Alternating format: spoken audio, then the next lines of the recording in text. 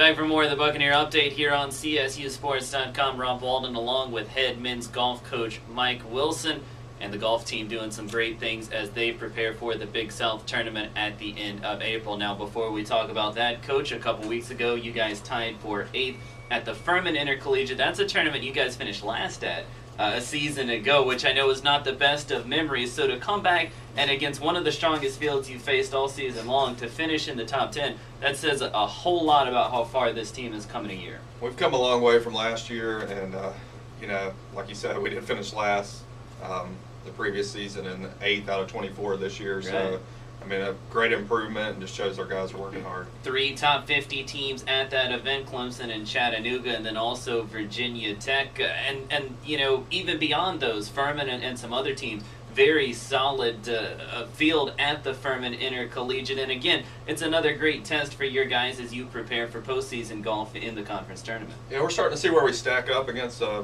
lot of the top teams in the country, and we're close. We just got to get a little bit stronger in our 3, 4, and 5 positions, and we'll get there. Calvin Day finished tied for 5th at the event. Maybe his best tournament of the season. He beat the 20 Big South golfers at the event. He was named Big South Golfer of the Week. An excellent finish for him. Yeah, Calvin came back strong after a little bit of a lagging performance for him at the Palmetto Intercollegiate, right.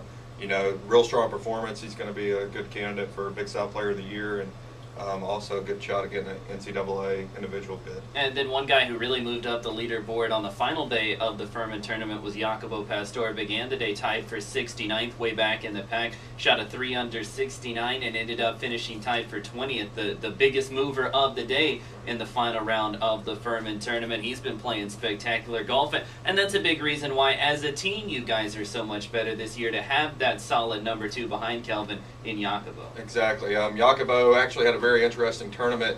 The front 9s on his first 2 rounds were, really struggles for him, but he came back with under par rounds on each of the other 9s, and then the final day he clicked it for all 18 holes. And we can get Calvin and Jaco playing like that, and then the other guys stepping up as well, it makes for a good round. And then a week later, Jacobo left the confines of collegiate golf to participate in the Azalea Invitational amateur event over at Country Club of Charleston. Tied for 3rd against a very strong field of his collegiate peers, and again, his golf is just peaking at the right time. Yes, I mean, the play he had at the Azalea was amazing. To finish 3rd in that field, it's probably one of the top 10 amateur fields in the country all year long. Right. And, I think he was 57th after round 1 and came all the way back to 3rd, so another great performance by him. Couple of weeks away from the Wofford Invitational for you guys. That's the last tournament before you take on the Big South Conference at the conference tournament. What do you hope to gain from this Wofford tournament? Can you maybe solidify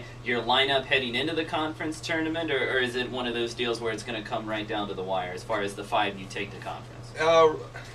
It may solidify. It's probably going to at least solidify the top 3, possibly 4 guys. Sure. And then, if all 5 play well, that may be our conference lineup. It's one thing that's been interesting this year. We haven't had a steady lineup, and I think that's a good thing. It's showing some competition within the team.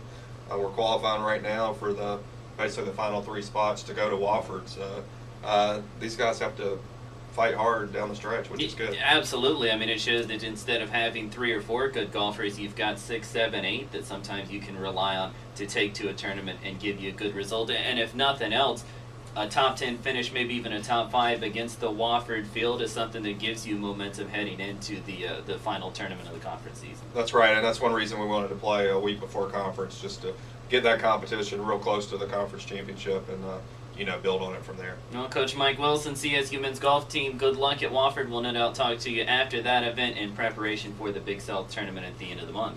Thank you very much. All right, like we said, CSU men's golf heads to Spartanburg, South Carolina in a couple of weeks to take on the field at the Wofford Invitational. Until next time, I'm Rob Walden. You've been watching the Buccaneer Update right here on CSUSports.com.